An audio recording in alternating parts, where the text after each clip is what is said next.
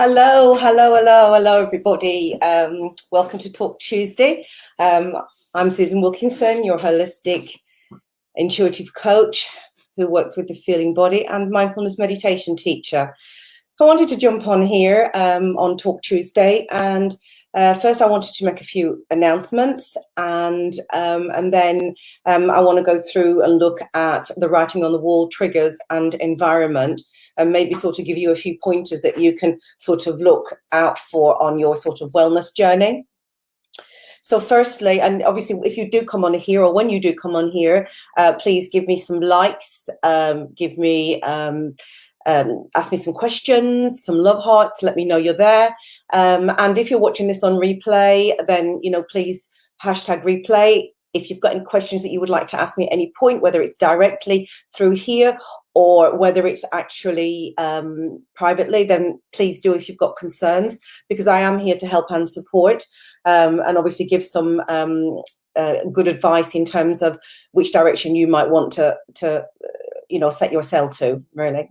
So firstly, I wanted to say welcome to my Talk Tuesday. I wanted to let you know that I have several groups and courses coming up, and one of my groups is a mindfulness meditation group where we meet every fourth Wednesday, so it will be tomorrow from 7:30 till 9:30, where whether you are new to mindfulness and meditation, or whether you are an old timer, so to speak, then you're welcome to join my group. It is on Zoom at the moment, but you're welcome to come on board. If you go, I think on this page and the Change Lounge, you'll see a little poster about this for tomorrow night. So just talking about really deepening into it, we look at the benefits of mindfulness.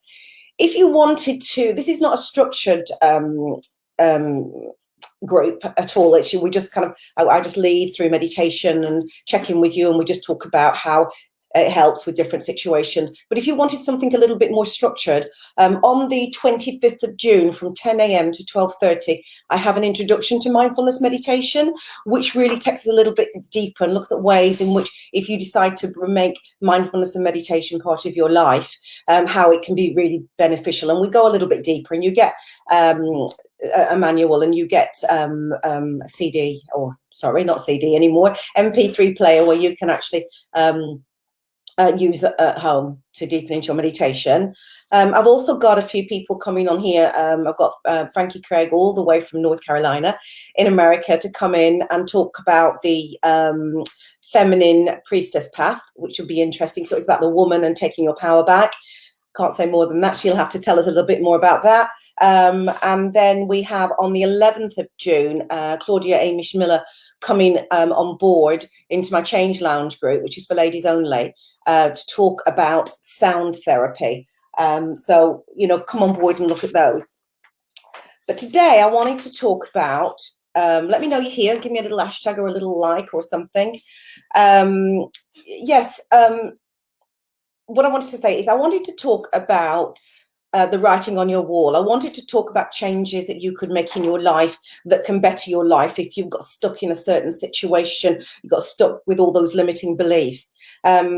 On last Tuesday in my Change Lounge group, I talked about the environment, so the circumstances in which we live, and how events can actually alter or change or affect the whole of us. And this was, I should have scanned this in, but this sort of little diagram really, which talks about our environment, how our thoughts change, our moods change, our behavior changes, and then we have a physical reactions to changes in our life.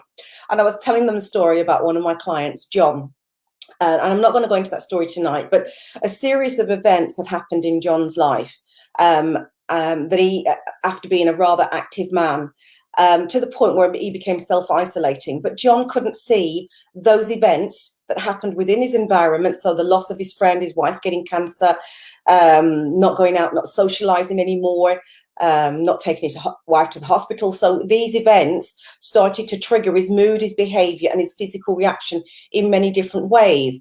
And at first, John couldn't see that. But then through working with me, he learned to see these events and how they'd triggered his mind, his behavior, his mood, and his physical reaction.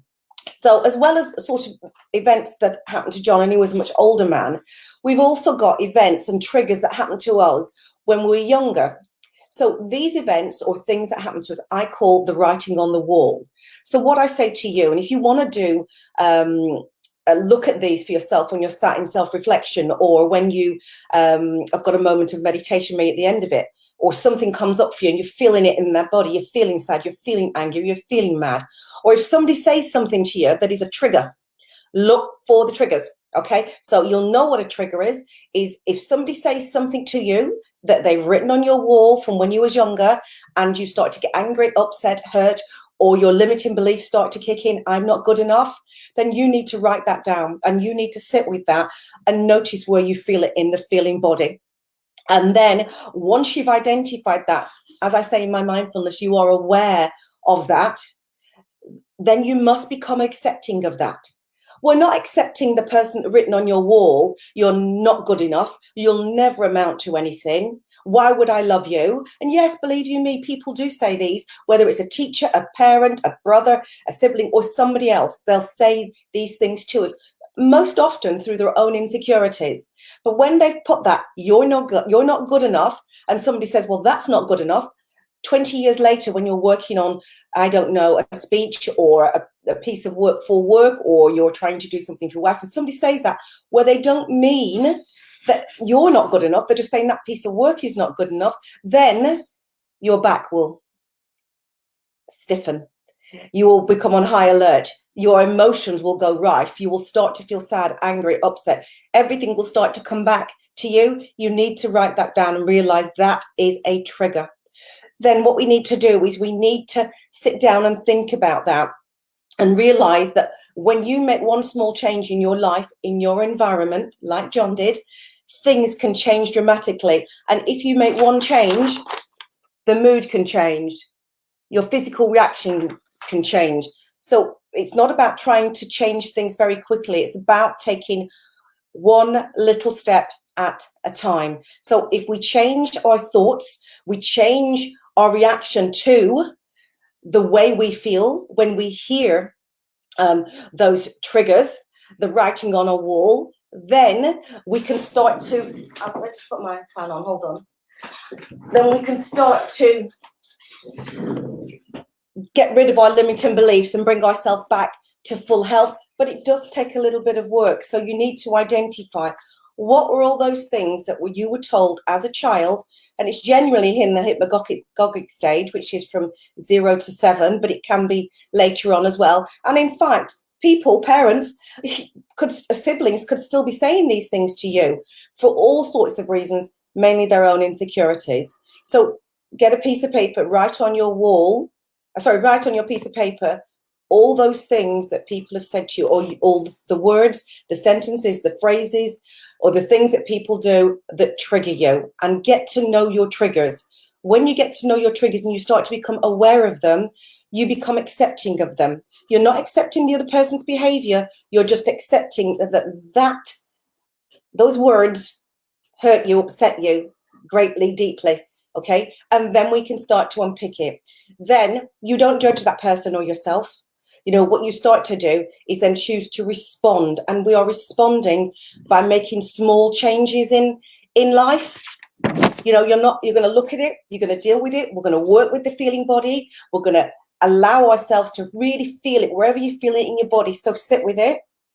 If it's in your chest, feel it in your chest. If it's in your stomach, feel it in your stomach, and just sit with it and allow it just to be there, no matter how big that pain gets or that sadness gets. If you have to cry, shout, scream, then do it, but allow yourself to sit with it. And the more you sit with it and become compassionate and curious about it, the more it will start to heal and it will start to dissipate. So you won't feel it with the same emotional power that you've had before, because what you're actually doing then is you are taking the power away from it. And what you start to do is you slowly start to replace those old thoughts and those old feelings with new ones about yourself.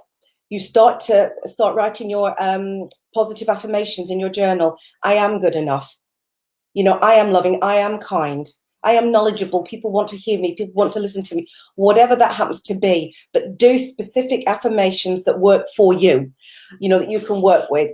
And slowly over time, you will find that you will get stronger and stronger and stronger, and you will start to stand in your power.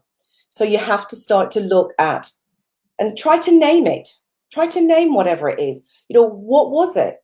Invite it to come along on your journey. What was it? Okay, so he told me not good enough. You might want to say not good enough. There might be something about an orange. You might want to call it an orange. And that sounds silly, but when you start to name it, it gives it real meaning, but it starts to take the power out of it. So we want to look at the writing on the wall, the triggers, our emotional reaction or response to what has been said or what is going on. We want to sit with it, sit with the feeling body and feel it. Write it down, become aware of it, accepting of it, and then choose to start to respond to it. Affirmations, loving kindness to yourself, compassion.